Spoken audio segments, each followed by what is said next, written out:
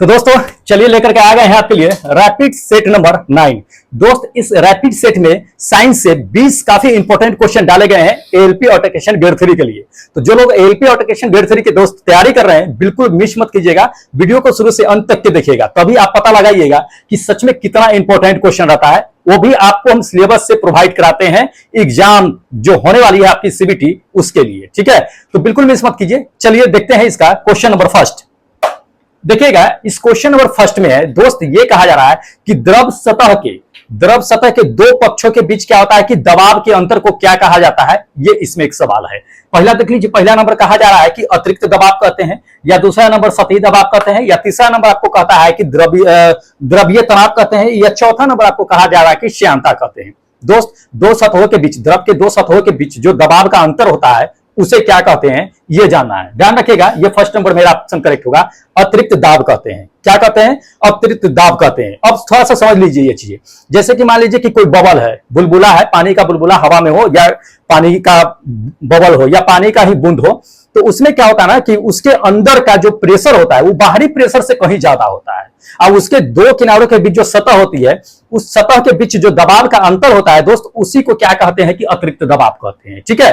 तो भूलिएगा नहीं, काफी इंपॉर्टेंट क्वेश्चन है, और ऐसे क्वेश्चन जो है क्या है कि दोस्त एग्जाम में आते रहते हैं, बिल्कुल मिस मत कीजिएगा। चलिए सेकेंड नंबर क्वेश्चन देख लीजिए दोस्त। सेकेंड नंबर कहता है कि कंपनशील जो है क्वार्ज क्रिस्टल द्वारा क्या होता है कि हवा में उत्पन्न अल्ट्रासोनिक तरंगे किस प्रकार की तरंगे होती है ये बताना है, ठीक है। अल्ट्रासोनिक तरंगे जो क्रिस्टल क्वार्ज के द्वारा जो उत्पन्न होती है हवा में, वो बताना है। पहला नंबर देख लीजिए, कहा जा रहा है कि अनुप्रस्थ तरंग होती है, या दूसरा अनुदैर्ध्य होती है, या तीसरा कहता है कि ये दोनों होती है, या चौथा कहता है कि कोई नहीं होता है।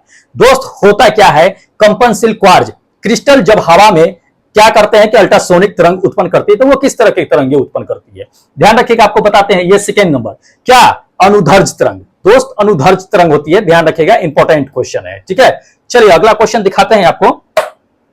अगला देखिए, अगला क्वेश्चन दोस्त ये कहा जा रहा है कि जल का कहता है कि त्रिगुण बिंदु क्या होता है, यानी ट्रिपल पॉइंट क्या होता है जल का। जल का ट्रिपल पॉइंट कहने का मतलब क्या होता है कि ठोस, द्रव और गैस तीनों उस पॉइंट पे मौजूद हो, ठीक है, उस पॉइंट पे मौजूद हो, उसी को क्या कहते हैं कि ट्रिपल पॉइंट कहते हैं। अब इसमें से हमें बताना है कि किस टेंपरेचर पर, किस प्रेशर पे क्या होता है कि वह तीनों पॉइंट पे मौजूद होगा, ठीक है। तो आपका हम करेक्ट आंसर बताते हैं दोस्त कि ये फोर्थ नंबर मेरा ऑप्शन करेक्ट होगा। क्या, तापमान जो होना चाहिए वो 273.16 केल्विन होना चाहिए, और प्रेशर जो होना चाहिए वो 6.11 10⁻³ पास्कल होना चाहिए। डिग्री सेल्सियस नहीं दिया है, वैसे जान लीजिए कि 0 डिग्री सेल्सियस बराबर कितना होता है, 273 केल्विन होता है, लेकिन यहाँ पे 273.15 होता है, लेकिन एक 6 दे दिया, एक बढ़ गया है। तो ध्यान रखिएगा, उसमें आपको बताते हैं कि डिग्री सेल्सियस जो होगा वो 0.01 डिग्री सेल्सियस होगा, ठीक है। इसी पॉइंट पे क्या होगा कि वो ट्रिपल पॉइंट शो करता है, ठोस, द्रव और गैस, ये तीनों जो है क्या है कि आपको दिखाता है। लेकिन जान लीजिए कि अपने अर्थ पे क्या होता है कि एटमॉस्फेयर जो होता है वो 1 ATP होता है, इसलिए अपने अर्थ पे जो है ये आपको पॉइंट देखने के लिए नहीं मिलता है, ठीक है। इसको ध्यान रखिएगा, ये सवाल पूछे जाते हैं। चलिए अगला देख लीजिए दोस्त। अगला क्वेश्चन ये कहा जा रहा है कि ऊष्मागतिकी यानी थर्मोडायनामिक्स का सेकेंड रूल के अकॉर्डिंग, सेकेंड रूल के अनुसार निम्नलिखित में से कौन सा सही होगा ये बताना है। तो पहले तो जान लीजिए कि थर्मोडायनामिक्स का सेकेंड लॉ क्या कहता है। दोस्त थर्मोडायनामिक्स का सेकेंड लॉ यही कहता है कि कोई गर्म वस्तु है तो गर्म चीजों का प्रवाह जो होता है वो क्या होता है, हाई टेम्परेचर से लो टेम्परेचर की ओर होता है, उसको रिवर्स नहीं किया जा सकता, ये जान लीजिए। ये थर्मोडायनामिक्स का सेकेंड लॉ है, ये अपने भाषा में हम आपको बताते हैं। और ये नियम जो है जितने भी कल कारखाने होते हैं उस पे अप्लाई होता है, ध्यान रखिएगा। तो उसमें जो होता है उष्मा जो इंजन की एफिशिएंसी होती है, दक्षता होती है, वो कभी भी एक इकाई के बराबर नहीं होती है, ध्यान रखिएगा ये चीजें। तो ये सेकेंड नंबर मेरा ऑप्शन होगा कि उष्मा इंजन की जो दक्षता होती है, उसकी एफिशिएंसी जो होती है वो कभी भी इकाई नहीं होती है, ठीक है।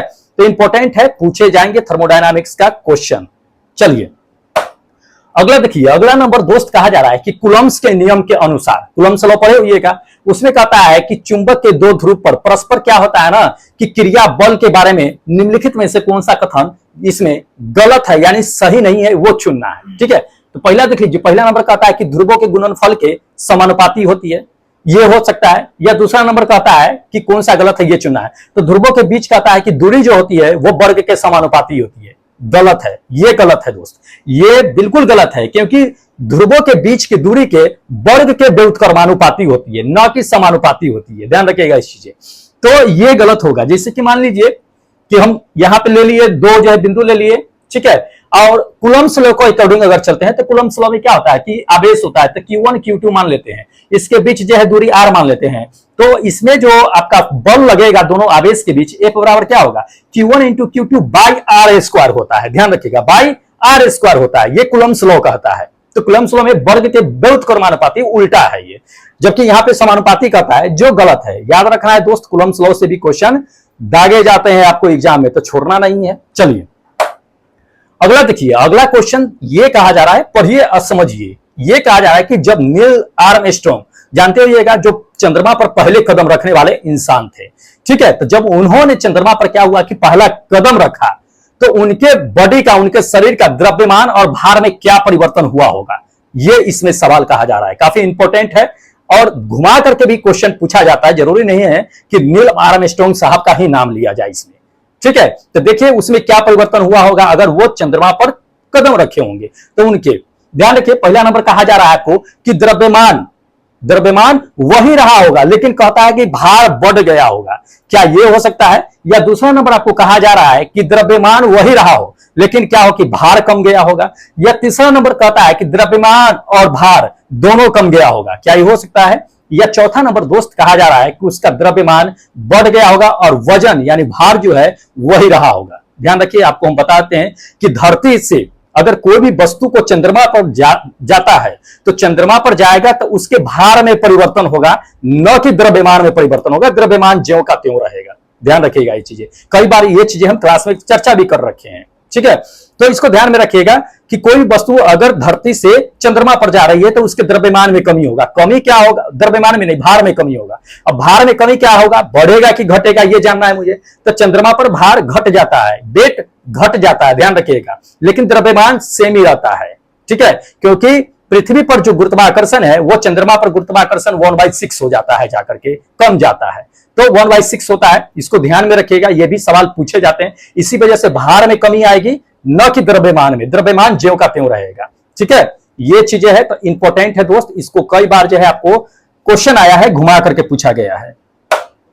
अगला देखिए, अगला नंबर क्वेश्चन कहता है कि नीचे जो है दिया गया है, इसमें स्पेक्ट्रम के रंग दिया गया है, दृश्य स्पेक्ट्रम का रंग। इसको क्या करना है कि बढ़ते जो है क्रम में तरंगधर्ज को क्या करना है कि सजाना है, अनुक्रम में बढ़ते तरंगधर्ज के, यानी कि सबसे पहले कम तरंगधर्ज वाला हमको कलर लेना है, उसके बाद जो है अधिक तरंगधर्ज वाला कलर लेना है। तो ध्यान रखिएगा, इसमें सबसे कम इसमें किसका होता है, तो हम लोग अच्छी तरह से जानते हैं सबसे कम किसका होता है, बैगनी का होता है। सबसे अधिक किसका होता है, लाल का होता है। तो लाल लास्ट में रखेंगे, रेड वाला, और उसको सबसे कम जो है बैगनी को फर्स्ट में रखेंगे। तो बैगनी इसमें देख लीजिए, बैगनी किस किस में है, उसी को ऑप्शन को पहले पकड़ के चलेंगे। ध्यान रखिएगा, ये सेकेंड नंबर में बैगनी पहले है और आपका जो है फोर्थ नंबर में बैगनी पहले है। दोनों में देख लीजिए कि लास्ट में रेड है कि नहीं, तो दोनों में लास्ट में रेड है, तो ये दोनों में से कोई ऑप्शन होगा।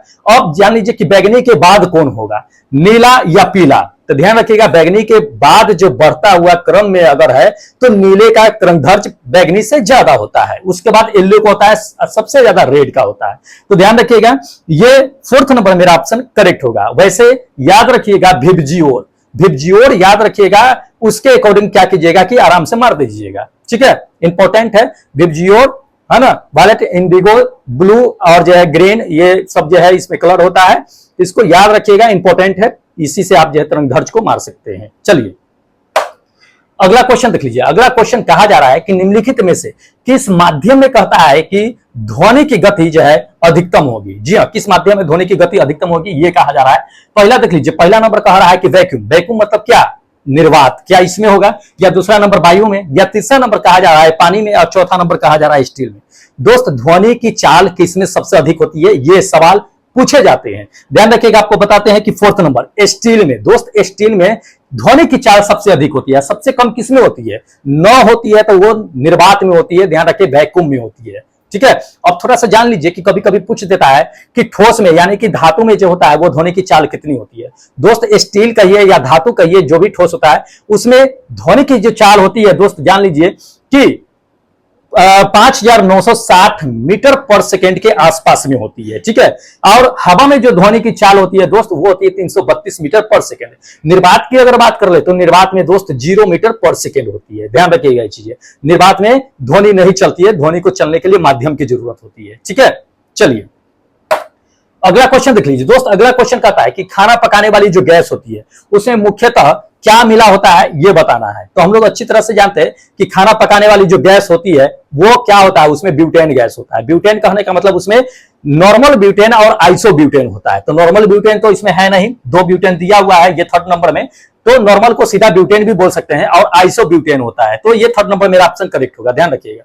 कभी कभी ये पूछ देता है कि खाना बनाने वाली जो रसोई गैस होती है या एलपीजी जो होती है उससे जो दुर्गंध आती है वो किस वजह से होती है। तो ध्यान लीजिए कि रसोई गैस वाले जो एलपीजी होती है उसमें मर्केप्टन मिला दिया जाता है, जिसकी वजह से क्या होता है ना दोस्त कि हमें स्मेल जो है पता चलती है, जिससे पता चलता है कि लीकेज हो रही है कहीं ना कहीं गैस। तो इसको ध्यान रखिएगा, ये भी कभी कभी पूछे जाते हैं सवाल।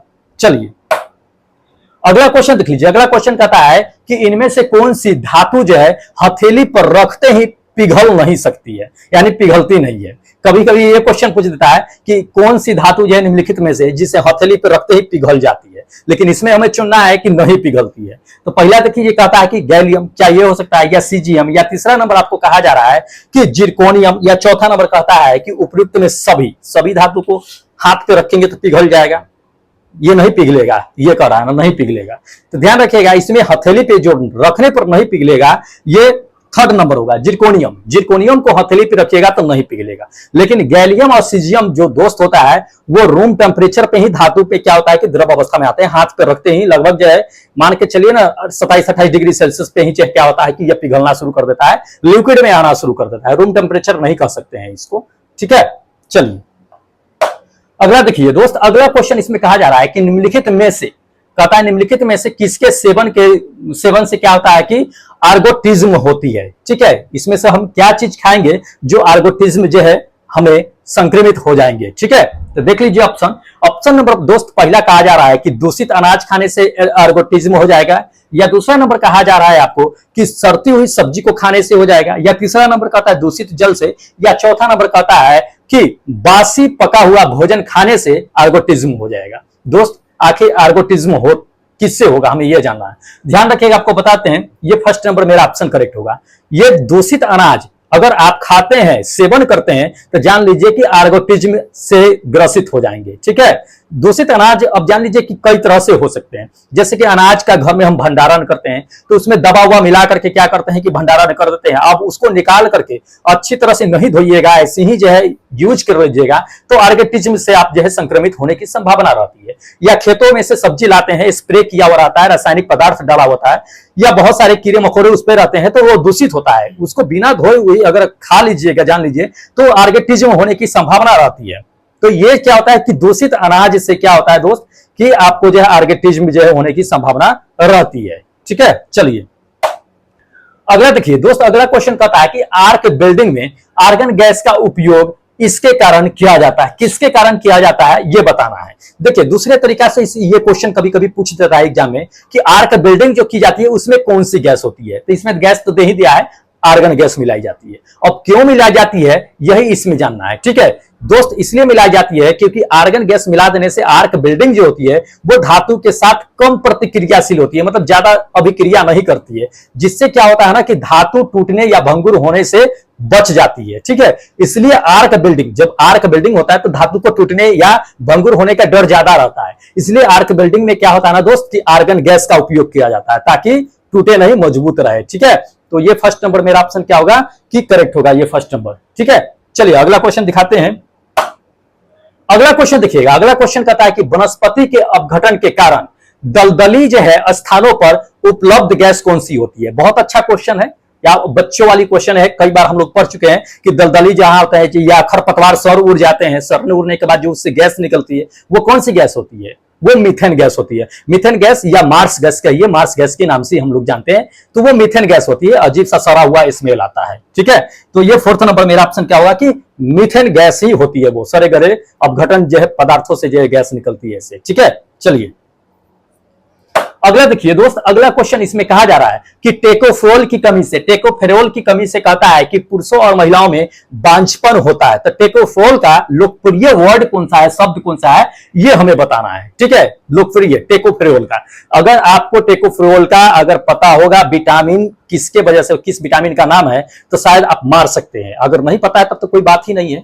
देख लीजिए, पहला नंबर इसमें कहा जा रहा है कि विटामिन बी3 का टेकोफेरोल नाम है, या विटामिन दूसरा नंबर का होता है कि के का टेकोफेरोल नाम है। ठीक है, या तीसरा नंबर का था विटामिन डी का, या चौथा नंबर कह रहा है कि विटामिन ई का। दोस्त किसका रासायनिक नाम जो है टेकोफेरोल है, जान लीजिए कि विटामिन ई का, विटामिन ई का ही रासायनिक नाम क्या है कि टेकोफेरोल है, जान लीजिए। और इसकी कमी से ही क्या होता है कि प्रजनन क्षमता जो होती है वो पुरुष या महिलाओं में कम हो जाती है, जिसके वजह से पुरुष या महिलाओं में बांझपन हो सकता है। ठीक है, तो ध्यान रखिएगा। ये इसका पूर्ति जो होता है, ये अंकुरन बीज जो है खाने से जो दोस्त क्या होता है कि विटामिन ई की पूर्ति होती रहती है। आप जान लीजिए कि विटामिन ई जो होता है वो 4 प्रकार का होता है, 4 रूपों में मौजूद होता है। विटामिन ई जो होता है 4 रूपों में कौन कौन होता है, अल्फा, बीटा, गामा और डेल्टा। ये 4 रूपों में क्या होता है कि मौजूद होता है विटामिन ई। ठीक है, इसको ध्यान रखिएगा, इंपॉर्टेंट क्वेश्चन है। चलिए अगला देखिए, अगला क्वेश्चन दोस्त कहा जा रहा है कि रक्त का पीएच मान कितना होता है। तो हम लोग अच्छी तरह से जानते हैं कि ब्लड का पीएच मान जो होता है अच्छी तरह से रटे हुए हैं कि 7.4 होता है, क्षारीय होता है, 7.4 होता है। तो अब इस ऑप्शन में से देख लीजिए कि 7.4 किसके बीच में होगा। तो ये 4th नंबर मेरा ऑप्शन दिख रहा है, 7.3 और से लेकर के 7.45 तक के, 35 से लेकर के 45 तक के, तो इसके बीच में ही 7.4 होता है। तो रक्त का ये पीएच वैल्यू होता है जो क्षारीय होता है। या कभी कभी क्वेश्चन दोस्त ये भी दे देता है आपको कि रक्त अम्लीय होता है, क्षारीय होता है, उदासीन होता है, क्या होता है। जान लीजिए 7 से ऊपर है मतलब कि क्षारीय होता है। ठीक है, तो इंपॉर्टेंट है। चलिए अगला देखिए दोस्त, अगला क्वेश्चन ये कहा जा रहा है आपको कि किस रोग को गेहूं का जानलेवा रोग कहा जाता है। जी हाँ, किस रोग को गेहूं का जानलेवा रोग कहा जाता है ये जानना है। पहला देख लीजिए, पहला कहता है कि स्टेम रस्ट को, या दूसरा नंबर दोस्त ये कहा जा रहा है कि लूम स्मर को, या तीसरा नंबर आपको कहा जा रहा है कि प्लेग स्टार को, या चौथा नंबर करनाल जो है बंट को। दोस्त किसे गेहूं का जो है आपका ये बीमारी मतलब कहा जाता है। ठीक है, रोग।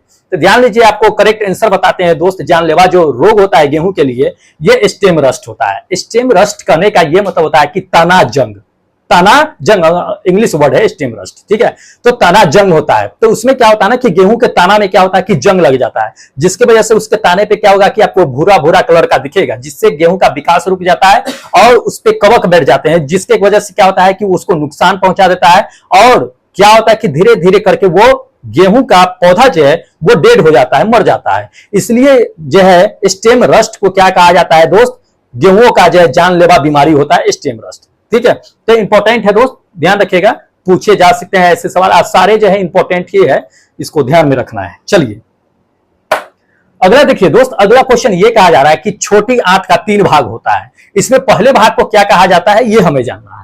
तो पहला नंबर देख लीजिए, कहता है कि ग्रहणी कहते हैं, या जेजुनम कहते हैं, या तीसरा नंबर कहा जा रहा है कि इलियम कहते हैं, या चौथा कहता है कि इनमें से कोई नहीं। दोस्त क्या होता है छोटी आंत का पहली वाला भाग, ध्यान रखिएगा, आपको बताते हैं। ये फर्स्ट नंबर ग्रहणी होता है। ठीक है, क्या होता है, ग्रहणी होता है। अब जान लीजिए कि ग्रहणी को डेडुनम नाम से भी जानते हैं, डेडुनम।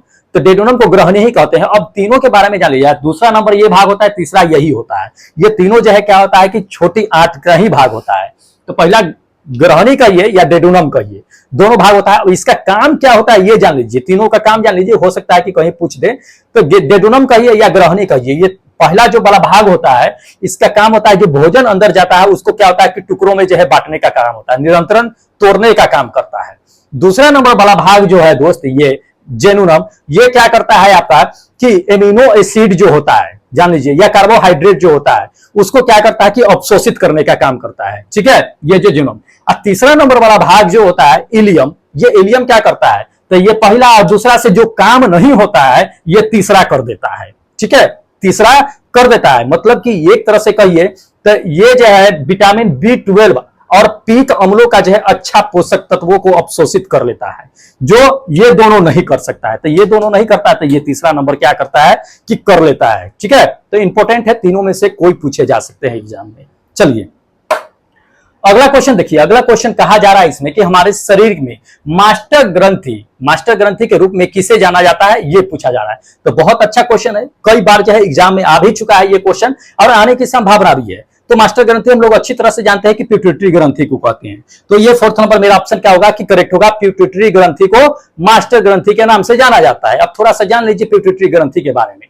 पिट्यूटरी ग्रंथि जो होता है दोस्त, जान लीजिए ये चीजें कि ये मानव शरीर का जो है मास्टर ग्रंथि के नाम से तो ही जानते ही हैं हम लोग, मास्टर ग्रंथि के नाम से जानते हैं। जान लीजिए दूसरी नंबर बात इसके बारे में कि यह सबसे छोटी ग्रंथियों में से एक है, सबसे छोटी ग्रंथियों में से एक है। तीसरी नंबर बात इसके बारे में जान लीजिए कि यह सबसे अधिक हार्मोन जो है स्त्रावित करता है।